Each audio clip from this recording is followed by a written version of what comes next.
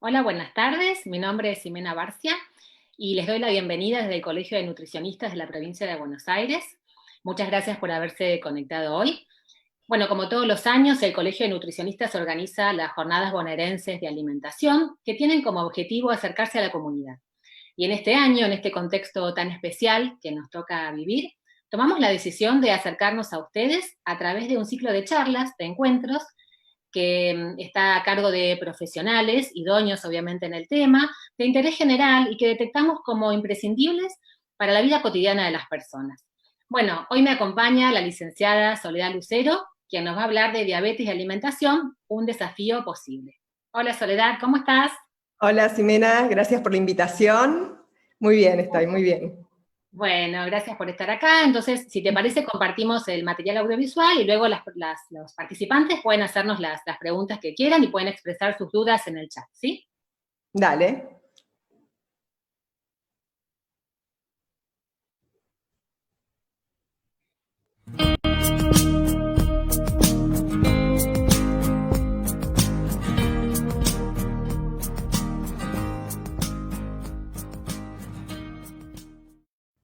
Hola, ¿qué tal? Soy Soledad Lucero, licenciada en nutrición, y voy a estar hablando de diabetes y alimentación, un desafío posible.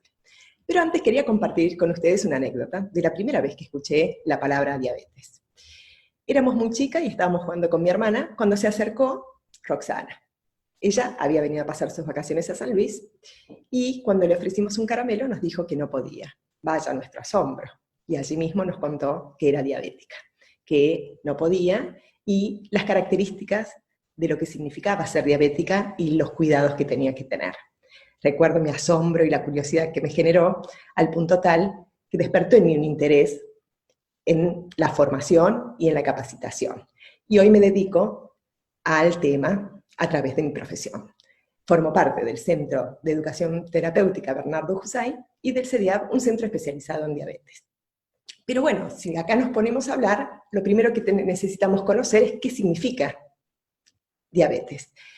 Para ello, lo primero que hay que reconocer es qué es la glucemia. La glucemia, si bien va a estar generada, es el azúcar en sangre, generada en parte por el hígado, también va a dar como resultado de la digestión de los hidratos de carbono. Cuando uno consume hidratos de carbono, se va a ir transformando en moléculas mucho más chicas para hacer la glucosa. Esa glucosa en sangre es la glucemia. Ahora, el órgano que se encarga de controlar esos valores es el páncreas, a través de la liberación de insulina. Frente a cualquier inconveniente que ocurra en el páncreas, ya sea de liberación o de acción, esa glucemia ya no puede ser controlada. Y es allí donde empieza a aparecer valores elevados. ¿Y qué sería, por ejemplo, un valor elevado?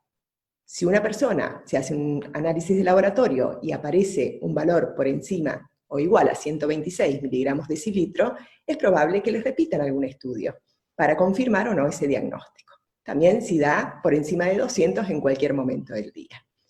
Otros valores, entre 100 y 126, pueden estar marcando una alerta. Entonces, eso es sumamente importante para considerar estudiarlos a esos parámetros, ¿sí?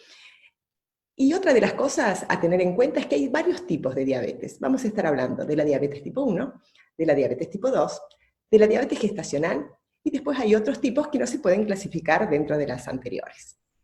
Para hablar de algunas generalidades de cada una, tenemos en la diabetes tipo 1, es de una aparición abrupta. Generalmente se observa en chicos, chicas y adolescentes. Pero la aparición es, como les mencioné recién, brusca. Se manifiesta con pérdida de peso, con orina frecuente, con hambre voraz y con sed intensa. Suele ser una urgencia médica, por lo tanto, es necesario el control inmediato. ¿Y por qué? Porque el páncreas ha dejado de liberar insulina o produce en muy poca cantidad. Por lo tanto, va a requerir el uso de la insulina externa para poder sobrevivir. ¿Qué pasa en la diabetes tipo 2? Tiene otras causas y tiene otro origen. Generalmente, podemos decir que va a haber dos factores, ¿no? Hay factores no modificables, como por ejemplo la edad y los antecedentes genéticos, en donde uno no va a poder actuar, pero también tenemos los factores modificables. Ahí cobra mucha importancia el peso corporal, la actividad física y las características de la alimentación. Entonces, ¿Qué es lo importante en esto? Si uno tuviera que diferenciar en grandes rasgos a la diabetes tipo 1 y la diabetes tipo 2, es que la diabetes tipo 1 no se puede prevenir. La diabetes tipo 2 sí se puede prevenir. La diabetes tipo 1 no se conoce la causa, pero la diabetes tipo 2, más allá de que puede haber algunos factores que predisponen, se conoce su alta relación con el sobrepeso y la obesidad y la inactividad física. Entonces, algo muy importante es poder reconocer que a mayor aumento de peso, y fundamentalmente si ese peso está depositado en abdomen, o sea, si esa grasa, hay grasa abdominal, ahí es donde va a haber muy alto riesgo de desarrollar diabetes tipo 2. Entonces, esta característica importante es relacionada generalmente en la adultez, o sea, aparece en adultos. Pero ¿qué pasa últimamente? Al haber aumentado los índices de sobrepeso y obesidad en chicos, chicas y adolescentes, también se observan casos de diabetes tipo 2 en este grupo etario. Por lo tanto, hay cosas para hacer, es importante poder prevenirla, por lo que eso significa. La diabetes gestacional tiene otras causas, fundamentalmente por los grandes cambios que ocurren durante el embarazo, aparece en el momento de la gestación y después del parto desaparece.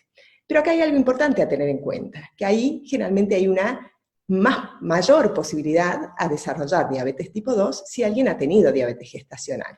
Y este detalle no es menor, ¿por qué? Porque si uno tuviera que dar algún consejo es continuar con los controles que le indique su profesional para poder ver y chequear cómo se está desarrollando de manera posterior a la gestación y al parto. ¿Qué otra cosa es importante? Dentro de esto, acá ya definimos las características generales, los tipos, es cómo se va a realizar el tratamiento. El tratamiento va a tener 4 pilares fundamentales. Vamos a estar hablando del plan de la alimentación, vamos a estar hablando del tratamiento farmacológico, o sea, la medicación necesaria para el control y el tratamiento, vamos a estar hablando de la actividad física y de la educación diabetológica. ¿Y esto por qué? Porque estos pilares van a contribuir a minimizar las complicaciones de la diabetes. Y acá tenemos de 2 tipos. Las complicaciones agudas son la hipoglucemia y la hiperglucemia, que en sus valores más extremos son peligrosos. Por lo tanto, poder reconocer, identificar, controlar y tratar esas complicaciones agudas son muy importantes dentro del tratamiento de la diabetes.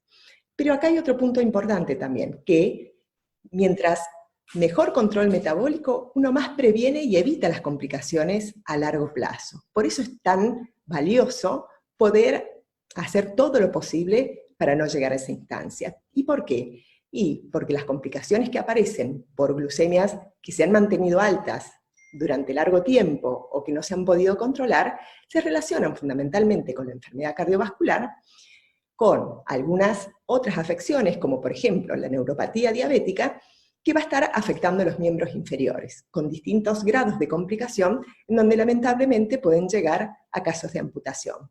Lo mismo pasa con la retinopatía diabética. Según la gravedad y según el control metabólico, hay distintos grados de pérdida de la visión, incluso llegando a la ceguera. Y después la nefropatía diabética, que también es otro de los cuadros de las complicaciones a largo plazo. Es por eso que uno tiene que trabajar estos pilares mencionados. Entonces, retomando, vamos a estar hablando del plan de alimentación. Aquí, algo muy importante es poder reconocer que su plan de alimentación tiene que estar adecuado a las necesidades del individuo. O sea, si hablamos de diabéticos tipo 1, va a tener que favorecer, por su característica que se dan en chicos, chicas y adolescentes, al crecimiento y al desarrollo. En un diabético tipo 2 va a apuntar fundamentalmente a la pérdida de peso, ¿sí? O la pérdida de peso para llegar a un peso adecuado. ¿Y esto por qué? Porque se ha visto que a mejor descenso de peso o a mayor descenso de peso, más beneficios para controlar esa glucemia y para controlar varios otros parámetros que suelen desacomodarse, como por ejemplo la presión arterial o el colesterol o los triglicéridos, y esa mejoría va a prevenir también las complicaciones. ¿Y qué es importante? Han visto que descensos más representativos del peso corporal, como aproximadamente del 15%, contribuye incluso a la reversión de la diabetes en algunos casos. O sea, que este es un punto importante a tener en cuenta. ¿Qué nos queda? Diabetes gestacional. Ahí el objetivo es cuidar la salud del binomio, o sea, de la madre y el crecimiento del bebé. Por eso, la adecuación del plan de alimentación es fundamental. ¿Y qué características va a tener en común el plan de alimentación? Como les dije, va a cubrir los requerimientos y tiene que estar adecuado a las necesidades de cada persona. Entonces, ¿qué son esas necesidades? También tiene que ver con costumbres, tiene que ver con hábitos, tiene que ver con la religión, tiene que ver con el acceso económico a determinados alimentos. Pero sí, es nuestro rol como profesional poder darles las herramientas necesarias de poder llevarlo a cabo con las diferentes características de cada persona. Entonces, va a tener todos los nutrientes, va a tener hidratos de carbono, va a tener proteínas, va a tener grasas, vitaminas y minerales. Va a ser completo. Tiene que ser pensado de sostener a largo plazo. Eso es importante porque ya vamos a estar hablando de enfermedades que se denominan crónicas, o sea, que duran a lo largo del tiempo, por lo tanto necesitan un plan de alimentación que acompañe esa cronicidad. Cuando hablamos de los hidratos de carbono, ahí es fundamental poder diferenciar dos tipos de hidratos de carbono. Tenemos los azúcares y tenemos los almidones. Los azúcares, acá hay que prestar bastante atención, porque disparan, suben mucho los valores de glucemia y a gran velocidad. ¿Por qué? Son moléculas muy chiquitas que rápidamente repercuten en la glucemia. Y cuando mencionamos los azúcares, hay que prestar bastante atención a lo que sería azúcar de todo tipo, miel, dulces, mermeladas, gaseosas, jugos, caramelos, ¿sí? Y como les decía, mucha gente probablemente no se anima, no consume azúcar, pero hay que prestarle mucha atención de alimentos que se incorporan, como por ejemplo las bebidas azucaradas, que hay altísimo consumo. Entonces, los almidones, hablamos de verduras que tienen mucho más contenido, como sería papa, batata, choclo, calabaza, fideo, arroz, las pastas en general, productos de panadería o derivados de harinas, ¿sí? De cualquier tipo de harina, van a favorecer también a contribuir a subir la glucemia. Pero ¿qué pasa? Si bien suben la glucemia, van a ser los nutrientes responsables de cubrir la energía del organismo. Entonces, si uno tuviera que planificar cómo va a ser la alimentación, estos hidratos de carbono provenientes de los almidones deberían estar distribuidos a lo largo del día. No solo para favorecer un mejor control de la glucemia, sino también para favorecer al mejor manejo de porciones, ya que la porción y la distribución van a ser claves para incorporar en el plan. Cuando hablamos de proteínas, es otro de los grupos que tiene que estar incluido en la alimentación. Pero acá es algo muy importante poder comprender que la proteína proveniente, por ejemplo, de alimentos como carnes, quesos, huevos, deberían ser con bajo contenido en grasa. ¿Y acá por qué? Porque si bien necesitamos la proteína, la grasa que venga agregada con los alimentos va a jugar en contra para la salud cardiovascular, que es otra de las complicaciones y bastante importante a largo plazo de mal control metabólico. ¿Y esto por qué? Porque la salud cardiovascular necesita algunas características de esa alimentación, que sean bajas en grasa, que la grasa que se incorpore, mejor si es de origen vegetal, y que sean alimentos que no contengan en lo posible sal, o que sean bajos en sodio, ¿sí? ¿Esto por qué? Porque la sal y las grasas afectan y repercuten de manera muy negativa a la salud cardiovascular. Entonces, cuando hablamos de estas proteínas, siempre tener en cuenta de las carnes que uno elija para consumir sean bajas en grasa. Nos referimos ya sea carne de vaca, ya sea pollo pero que sea sin piel, ya sean distintos tipos de pescado, cerdo, ¿sí? Ahí es donde uno tiene que hacer bastante hincapié también en controlar porciones, así como vamos a observar en la siguiente imagen, pero poder tener justamente la proteína que estaríamos necesitando. Entonces, nos quedan las grasas. Las grasas, como les mencionaba hace rato, están las de origen animal y las de origen vegetal. Las de origen animal van a estar proviniendo de estos productos que les mencioné recién, como por ejemplo carnes, queso, pero también se incorpora, y se incorpora mucho generalmente en la alimentación, a través de fiambres, a través de embutidos, a través de achuras, ¿sí?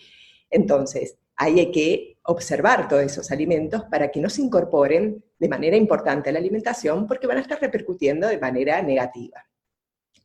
Y si uno hace ahí una pequeña observación, también es tener en cuenta que no se está incorporando a través de otros productos que los contengan. Por ejemplo, productos de panadería, lo que serían facturas, lo que serían distintos tipos de bizcochitos, en donde ahí utilizan para su elaboración grasa de origen animal y también termina siendo negativo para la salud cardiovascular. Entonces, las grasas de origen vegetal, ahí elegir y preferirlas, o sea, mejor si es un aceite de oliva, un aceite de canola, un aceite puro de girasol, mejor si uno incorpora semillas a su alimentación, lino, chía, sésamo, mejor si uno tiene incorporados frutos secos con cuidado de las cantidades, pero una alimentación, entonces, completa incluye todos los nutrientes que a su vez van a estar aportando esas vitaminas y minerales. Entonces, fíjense en la imagen. Ahí lo que podemos observar es que ahí tenemos los hidratos de carbono que les mencionaba hace rato, en este ejemplo de almuerzo y cena. Está la proteína, también controlada en sus cantidades, pero algo que aparece con mucho volumen son las verduras. Es tan importante la incorporación de verduras, no solo por su aporte de vitaminas y minerales, sino porque da a la alimentación fibra. ¿Y por qué es tan importante la fibra, proveniente de las verduras como de los cereales integrales o incluso de las legumbres? Porque toda la alimentación que tenga y contenga fibra va a contribuir a que esa glucemia suba con menor impacto. Entonces, algo para recordar es que si bien uno puede tener incorporados en su alimentación hidratos de carbono, mejor si son integrales o con adición de salvado, o si uno puede elegir aquellos productos que contengan fibra. Y siempre acompañarlos con alguna ensalada. Mientras más multicolor sea, más ofertas de vitaminas y minerales. Ahí es donde este consejo puede ayudar también a la variedad. Mientras más variado, más variedad de sabores, más variedad de texturas, pero además más incorporación de vitaminas y minerales. Entonces, aquí estuvimos hablando de las generalidades de la alimentación. ¿Qué otras cosas tener en cuenta? Beber agua, poder incorporar buena cantidad de líquido, 6, 7, 8 vasos al día va a ser siempre bienvenido. Entonces, entre la disminución de sal, la incorporación de agua, la incorporación de cereales y cereales integrales y la disminución de azúcares con la reducción de grasa, termina siendo un eje importante dentro del plan de alimentación. ¿Qué nos queda? Nos queda hablar del tratamiento farmacológico. Acá va a estar indicado según la necesidad y el tipo de diabetes. Como les mencionaba al principio, en la diabetes tipo 1, la insulinoterapia es el eje del tratamiento. Y algo muy importante que se puede hacer desde la alimentación es que la persona conozca el contenido de hidratos de carbono que tiene cada alimento para poder adecuar las cantidades de insulina que debería colocarse. ¿Qué otra cosa? En diabetes tipo 2, generalmente suele haber un comienzo de medicación oral, ¿sí? O sea, hipoglucemiantes orales. Que mientras la glucemia se mantenga controlada, el tratamiento farmacológico puede ser oral. Si metabólicamente no hay respuesta a estos medicamentos, puede llegar a ser necesaria la utilización de insulina para lograr ese control metabólico. La actividad física es el tercer pilar. No por ser el tercero, es menos importante. El tercer pilar es fundamental porque la actividad física no solo disminuye la glucemia, mejora la resistencia a la insulina, genera endorfinas, que son hormonas que generan buen estado de ánimo, favorecen al descenso de peso. Entonces, dentro de las recomendaciones, poder incorporar al menos media hora de actividad física todos los días va a ser muy bienvenido. Y nos queda hablar de la educación diabetológica. ¿Qué se entiende por educación diabetológica? Justamente es que la persona pueda adquirir herramientas para su control y su tratamiento. No solo poder prevenir y evitar las complicaciones agudas, que como les había mencionado, es la hipoglucemia y la hiperglucemia, sino también prevenir, evitar, demorar las complicaciones crónicas. ¿A través de qué? No solo del plan de alimentación, de la incorporación de la actividad física, del automonitoreo glucémico, sino también de poder reconocer cuáles son los controles importantes dentro de su tratamiento y con qué frecuencia deberían hacerse. Bueno, hasta acá estuve compartiendo con ustedes características generales del tratamiento de la diabetes. Es un desafío, pero los nutricionistas queremos acompañarlos a que ese desafío sea posible. Muchas gracias.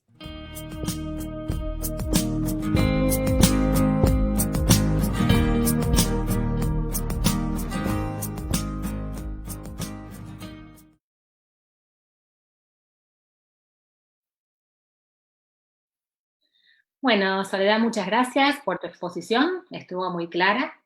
Contanos un poquito más sobre el índice glucémico. Bueno, el índice glucémico es el impacto que tienen determinados alimentos en la glucemia. Por lo tanto, uno lo que busca es que los alimentos tengan determinadas características para que no impacten de manera rápida y que suban la glucemia. Si uno tuviera que buscar algunas características, por ejemplo, si son harinas, mejor si son integrales o si tienen salvado, porque la presencia de fibra hace que demore mucho más la digestión, por lo tanto repercute menos en glucemia. La fruta, por ejemplo, mejor consumirla con cáscara y no en licuados o en jugo, ya que ese procesamiento que tuvo la fruta hace que se digiera más rápido y repercute más en glucemia. Entonces,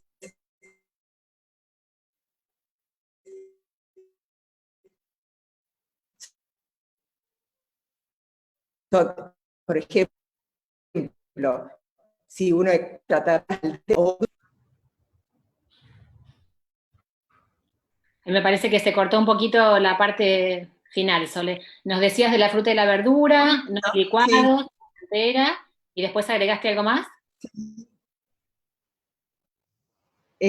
no, agregué lo del tema de los licuados, la fruta, de que también, mientras más procesada esté el alimento, más impacto va a tener en la glucemia. Después lo que comenté era acerca de la pasta. La pasta, mejor si es, por ejemplo, cocida al dente, o si también está hecha con cereales integrales o con trigo candial, ya que son características propias de ese tipo de harinas y de ese tipo de preparaciones que va a generar también un aumento más paulatino en la glucemia y con menor impacto. Perfecto. Y ahora que hablamos también de las frutas, contanos qué frutas y verduras se pueden, cuáles no, que es una consulta muy, muy hecha, ¿no? Por la población. Bueno, frutas se pueden todos. Antes se sacaban algunas, pero en principio se pueden todas. Algo muy importante tiene que ver la porción. Primero, tener en cuenta de que sean frutas chicas. ¿Sí? Estamos hablando de cualquier fruta, pero frutas chicas. En el día, 2 o 3 veces distribuidas a lo largo del día. Esa sería una recomendación, digamos, para hablar en general. Uno por ahí después puede individualizar las recomendaciones, pero en líneas generales se podría incorporar más atención, ya que, por ejemplo, uno dice banana no se puede, banana hay que pensar que si es chica no va a haber inconveniente. El tema es que cuando uno compra banana, a veces estamos hablando de bananas ecuatorianas, que son el doble de lo que uno estima de una fruta chica, ¿sí? Entonces, es poder identificar cualquier fruta, pero que tenga tamaño pequeño. Y mientras menos madura, ¿sí? Tratar de evitar que no sean tan maduras, porque ahí ya la fruta se convirtió más en azúcar, entonces esa va a repercutir más en glucemia, tomando nuevamente lo del índice glucémico, entonces mejor si no son frutas tan maduras. Y con Perfecto. respecto a las verduras, me quedó lo de las verduras ahí dando vuelta. Con respecto a las verduras, se pueden todas, si hay cuenta que aquellas verduras que van a tener más contenido de hidratos de carbono, y se consideran hidratos de carbono, es papa, batata, choclo, calabaza y mandioca. Por lo tanto, el resto es un gran recurso, no solo por su aporte de fibra y lo que va a beneficiar también a demorar la transformación de la glucemia del resto de los alimentos, sino que ofrece volumen y ofrece saciedad a través de las ventajas que ofrece la incorporación de verdura, además de sus vitaminas, minerales. Pero papa, batata, choclo, calabaza y mandioca tiene que ser contemplado como un hidrato de carbono, o sea que moderar la cantidad. Eso se va a transformar en glucosa. Perfecto. Y con respecto a las harinas, ¿vos recomendás las que sean sin TAC específicamente? Es re interesante lo que preguntan, porque algo importante con las harinas es que, si bien hay muchas personas que tienen diabetes y también tienen enfermedad celíaca, que en ese caso sí va a ser una recomendación importante que sea sin TAC, porque de por vida, en la persona diabética no celíaca no es recomendable. ¿Por qué? Porque son harinas muy refinadas. Entonces, al ser tan refinadas, generalmente repercuten más en la glucemia. Por lo tanto, el mensaje es sí que sean integrales, sí que sean de salvado. Uno tampoco es que está prohibido, uno podría contemplar alguna preparación, pero no pensar que es mejor que otro tipo de harinas donde se puede obtener más fibra o donde se puede obtener otro tipo de nutrientes. Así que buenísima esa pregunta. Bien. ¿Y el pan fresco o tostado? Pregunta del millón. Mejor fresco, mejor fresco. ¿Sí? La tostación también, si uno pone a pensar de qué manera puede identificar los alimentos que suben más la glucemia, son aquellos que se digieren fácilmente. Y si uno piensa una tostada siempre va a tener como esta posibilidad de deshacerse más rápidamente que si fuera un pan fresco. O sea, si hablamos de la masticación siempre va a requerir más el pan fresco que lo que sería una tostada. Entonces, mejor fresco que si fuera tostada. Perfecto. Bueno, otra pregunta también importante. ¿Azúcar mascado sube la glucemia? ¿Es recomendable? Sube la glucemia casi de igual manera que lo que sería el azúcar común, y eso hay que tenerlo presente. Hay muchas formas, digamos, el azúcar mascabo se presentó en los últimos tiempos como una alternativa menos refinada, pero para las personas con diabetes deberían evitarlo porque repercute de manera importante en la glucemia, así como la miel. Eso también es otra de las cosas que, si bien son naturales, tienen el mismo impacto o repercuten en glucemia de manera importante. Son aquellos alimentos que no se manejan en lo cotidiano, que no conviene incorporarlos por el gran impacto que genera. Bien. Después nos preguntan específicamente por la diabetes tipo 2 y si ese paciente tiene medicación y quiere hacer actividad física, si tendría que desayunar antes o puede desayunar después.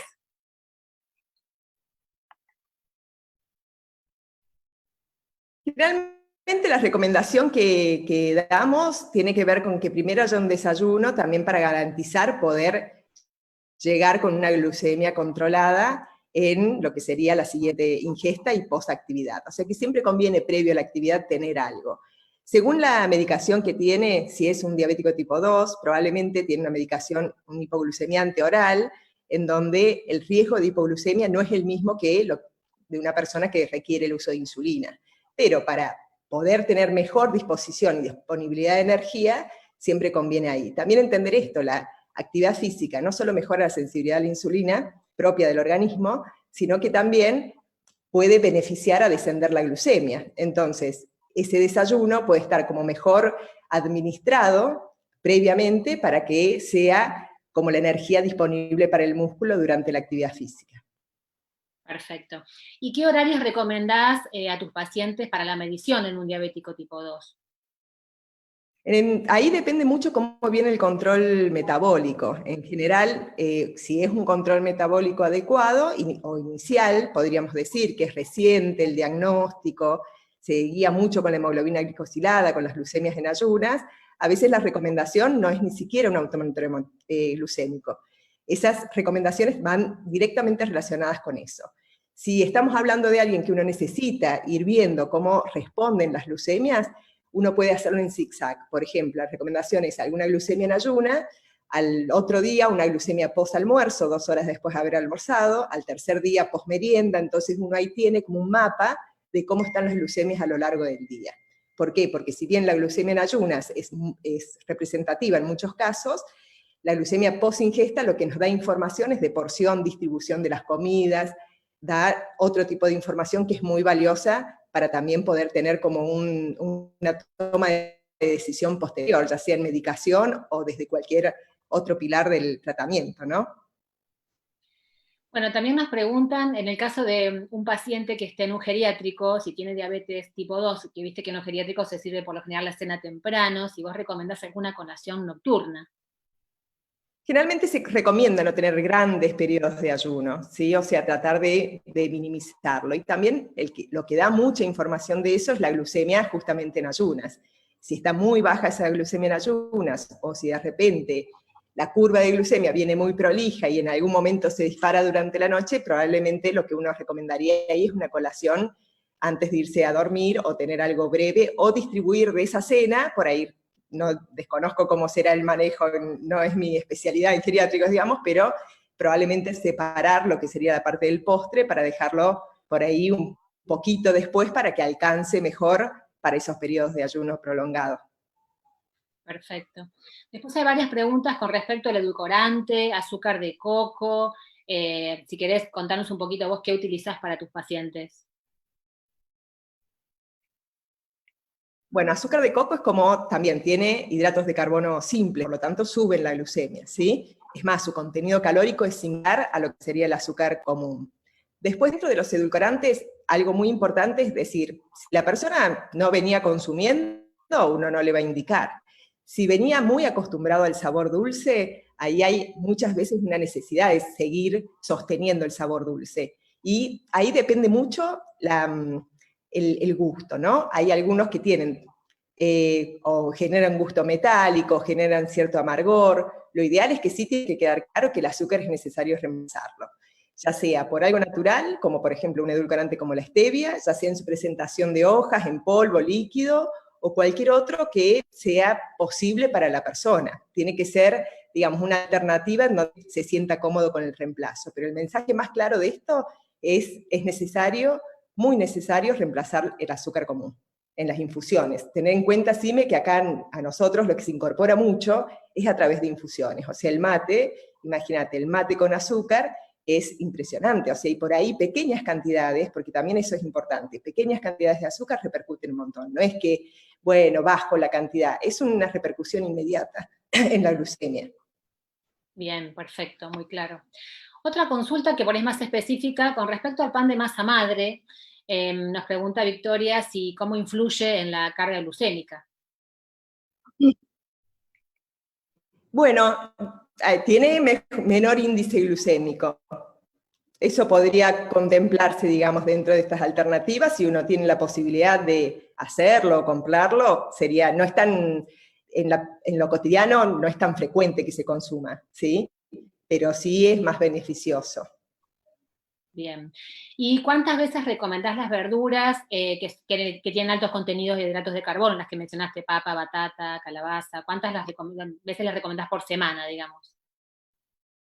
Lo que ahí es importante entender es que tanto almuerzo como cena, y como se había visto en la imagen del plato, es necesario que algo de hidratos de carbono haya. Ahí hay una gran variedad. Uno va a decir, puede ser arroz, puede ser legumbres, puede ser papa, batata, choclo, calabaza, fideos, va a dar la variedad. ¿Qué lleva a la frecuencia? El manejo de porción. Acá siempre depende mucho cómo se traduce en porciones. ¿Por qué? Porque, por ejemplo, el arroz puede ser bien en muchos casos. Fundamentalmente en diabetes tipo 2 estamos también viendo de qué manera controlar el peso corporal. Entonces se tiene en cuenta, no hay una regla para en qué momentos recomendar, o cuántas veces en la semana puede comer papa o esto, es entenderlo como reemplazo y equivalencia. Algo de hidratos de carbono, una pequeña cantidad y distinta variedad. Capaz que la recomendación de la variedad tiene que ver también con esta oferta de nutrientes que uno tiene. Mientras más variedad de alimentos tenga, más oferta de nutrientes le da al organismo. Entonces, para evitar que sea monótono, la recomendación es ir variando, ir probando en saciedad. Pero bueno, va a ser también ahí. Uh-huh. Sí. Oh. Ah, bueno.